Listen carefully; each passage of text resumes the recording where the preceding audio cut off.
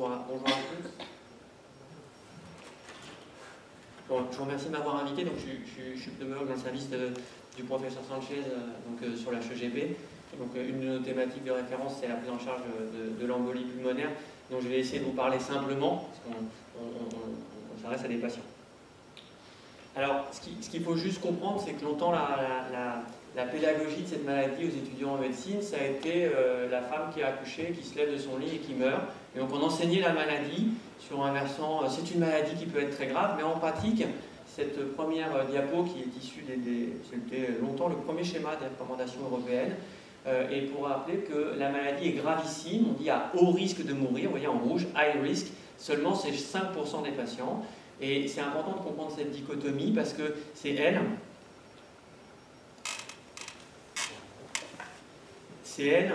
qui va un petit peu décider de la façon dont on va pouvoir traiter nos patients. Donc, ce qu'il faut retenir, c'est que dans la très grande majorité des cas, les patients ont une tension conservée, ils ne sont pas à haut risque de mortalité et que c'est la première étape de raisonnement pour décider du choix des traitements. Ensuite, on a beaucoup progressé, c'est un algorithme un peu compliqué qui est en anglais, mais je vous le montre pour se rendre compte que finalement, aujourd'hui, il y a des possibilités de traitement ambulatoire rapide et une autre partie des patients qui sont hospitalisés. Je vais essayer de vous expliquer comment on fait de façon très simple. Donc, les deux premiers messages, c'est qu'il y a très peu de patients très graves pour qui on va proposer un traitement très particulier sur lequel je ne m'étendrai pas. Et pour les 95% des patients qui seront avec une tension normale, une partie seront hospitalisés et une partie pourront d'emblée être traités à domicile. Donc c'est des changements de paradigme, vous voyez, par rapport à ce que moi j'ai appris en 1998, 1999 et 2000 sur cette maladie-là, qui sont très importants.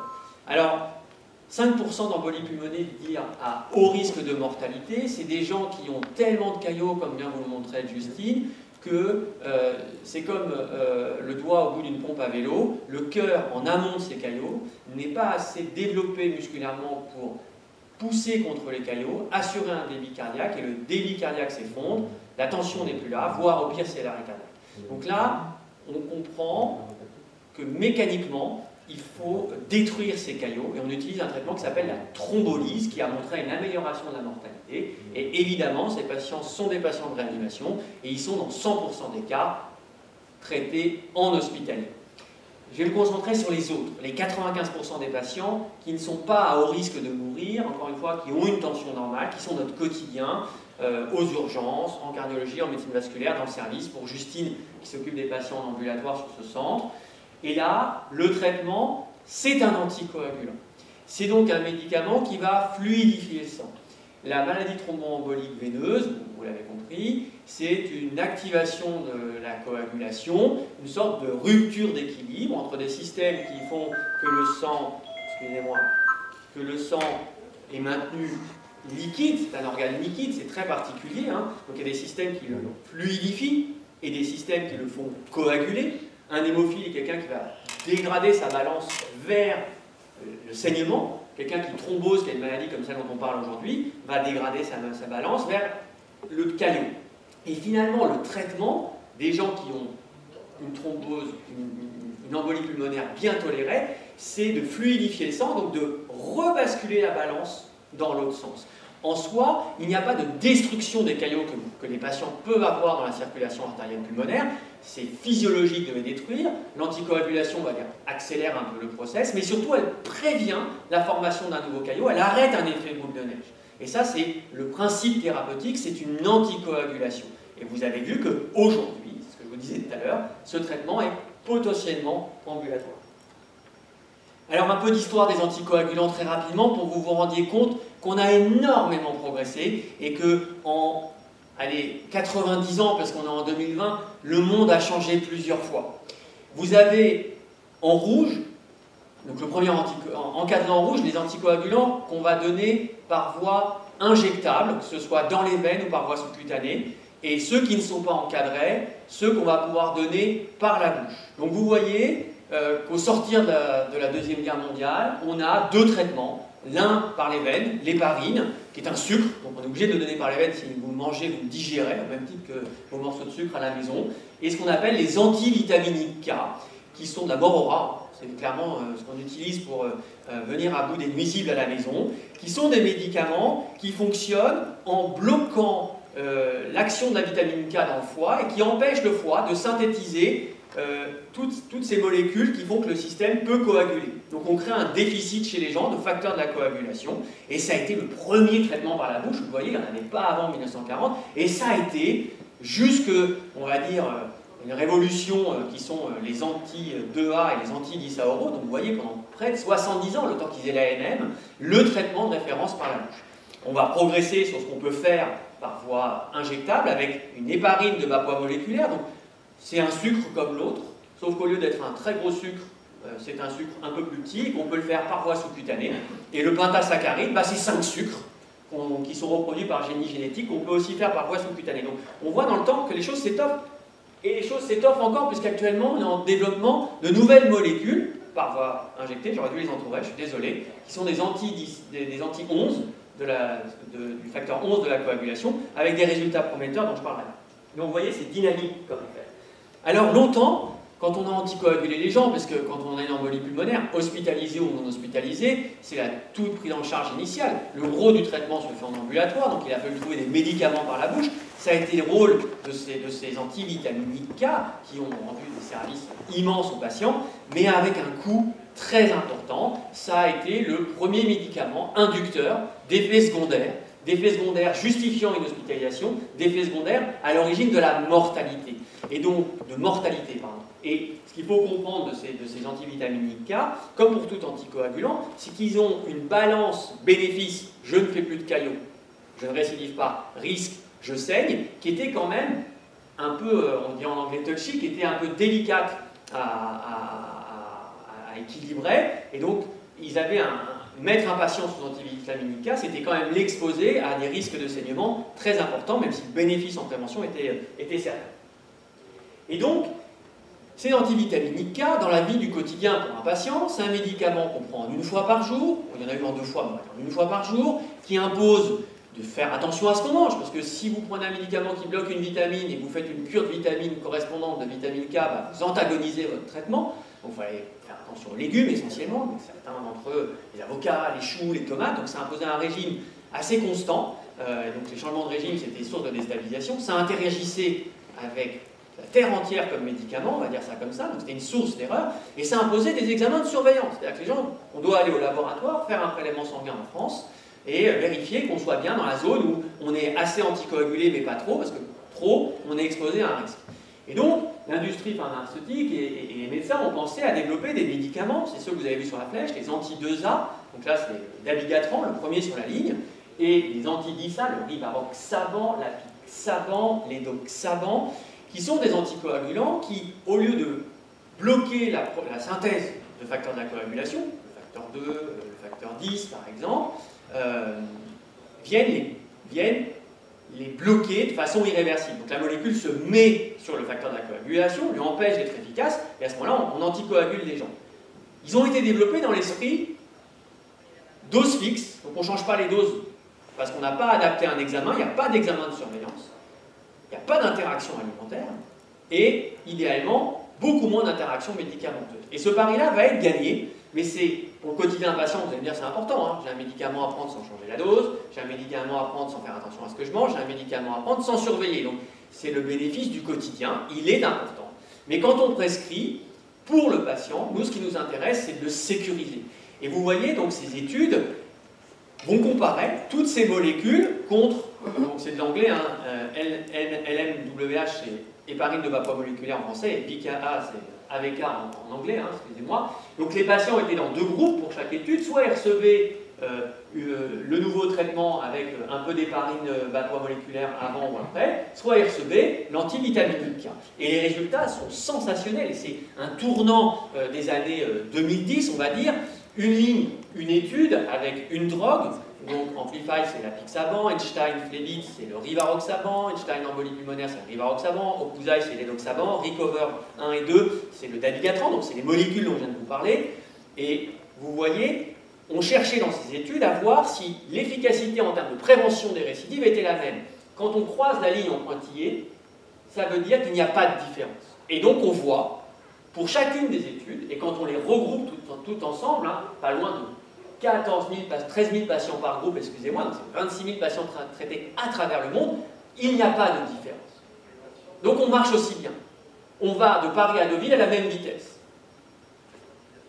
Par contre, ce n'est pas la même voiture. Vous voyez, quand on regarde les saignements graves, et c'est très consensuel dans la littérature médicale, ce qu'est un saignement grave, ce qui permet bien de comparer les études les unes avec les autres, on ne compare pas des choux et des pommes, hein, on compare bien que des choux, on compare les mêmes saignements. Vous voyez, des saignements cérébraux, des saignements qui tuent, des saignements digestifs importants. Et bien, vous voyez pour les deux premiers qu'on ne croise plus cette ligne pointillée sur l'ensemble des études et qu'on est à gauche, en faveur des anticoagulants oraux directs, en anglais DOAC.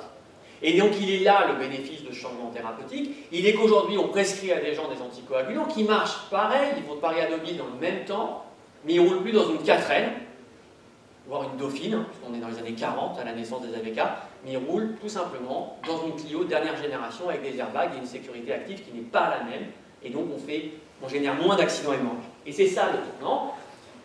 Je passe sur le détail qui est en bas, mais ce que vous devez comprendre, c'est que les recommandations internationales autour de 2010 commencent à dire il y a une alternative aux AVK qui sont les AOD, et à partir de 2019, c'est les AOD la référence et les AVK l'alternative.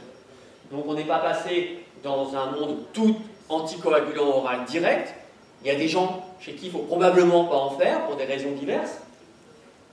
La grossesse et l'allaitement, ces patientes-là n'ont pas participé aux études.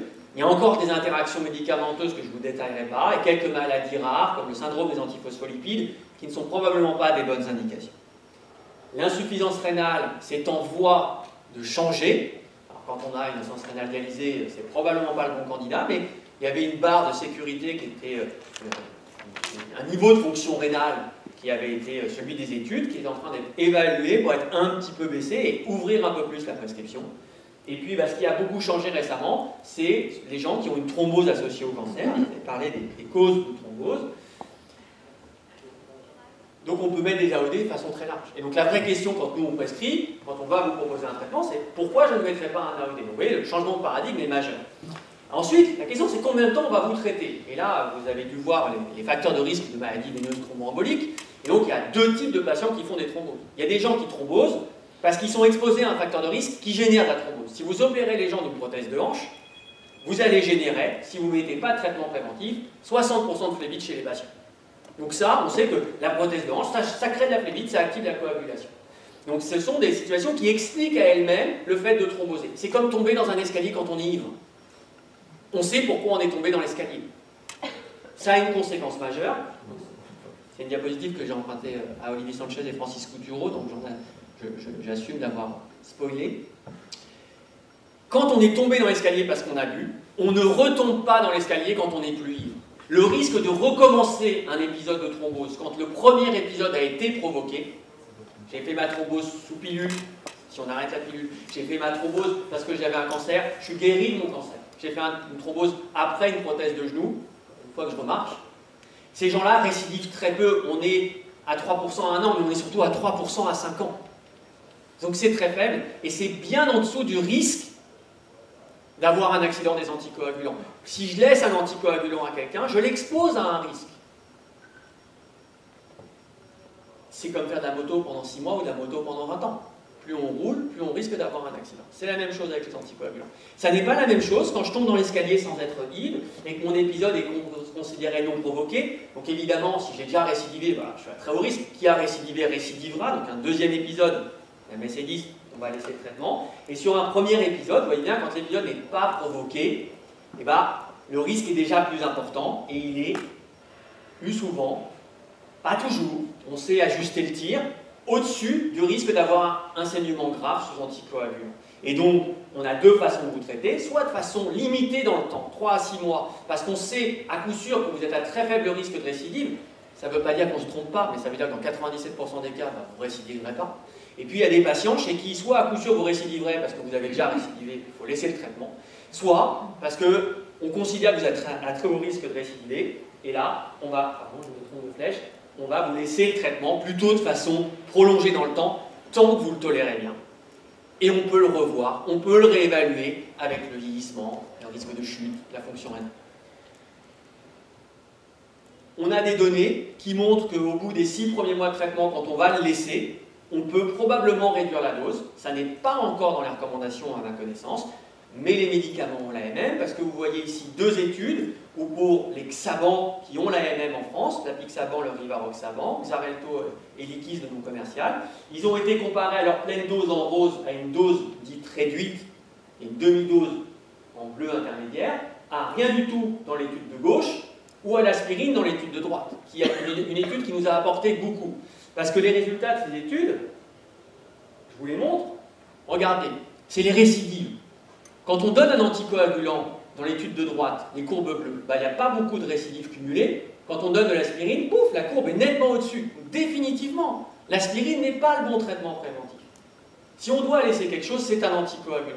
On en avait déjà le sentiment, il y avait déjà d'autres études, mais celle-ci, elle a le mérite de mettre dans la même étude un anticoagulant versus de l'aspirine.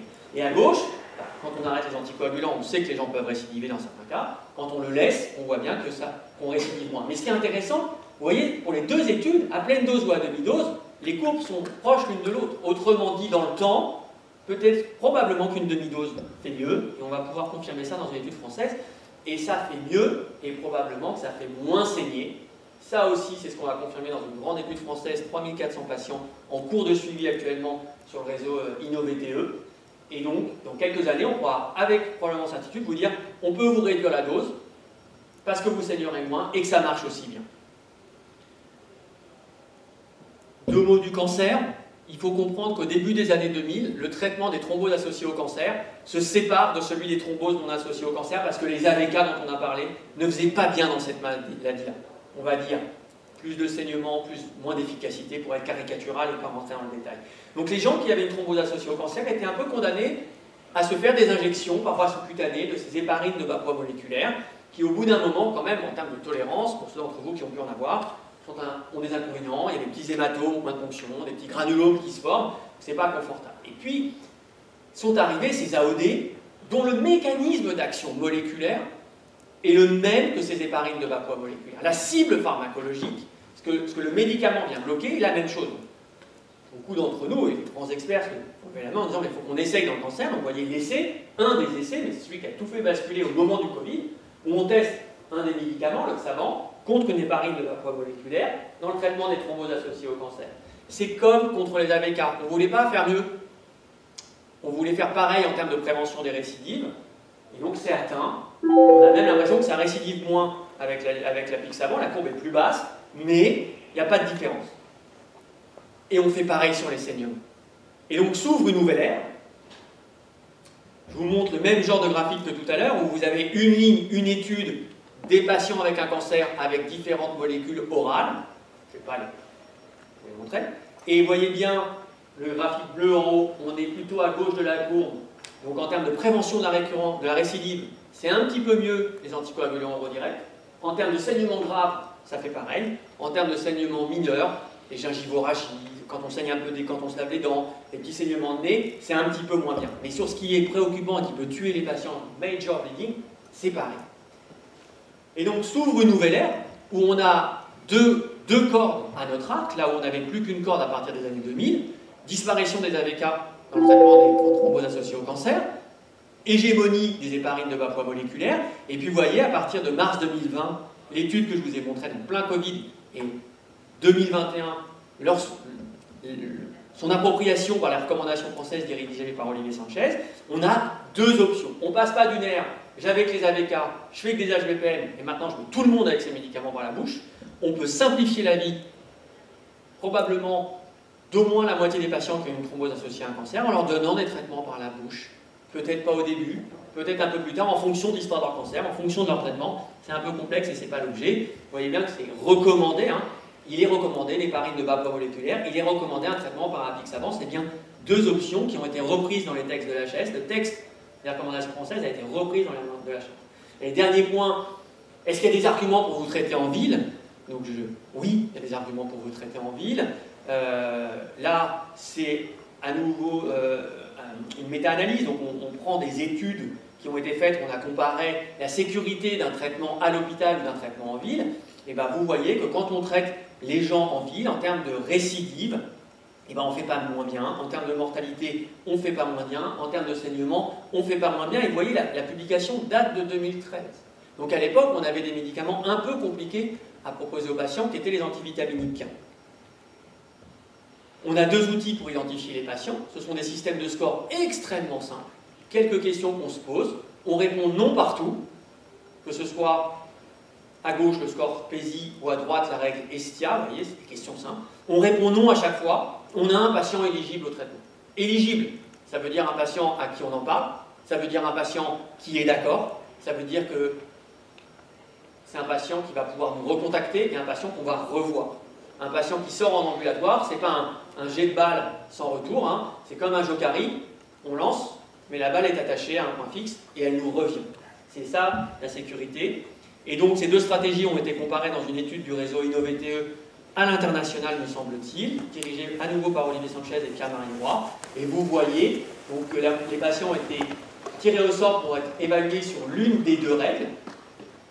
Ce qui était intéressant, c'est que le médecin n'était pas contraint de respecter la règle. C'était une étude de vraie vie, vous pouvez, on va dire, la violer, violation en anglais. Et vous voyez initialement, quand on utilise le score PESI à droite, on a près de la moitié des patients éligibles au traitement ambulatoire, alors que c'est que 40% à gauche.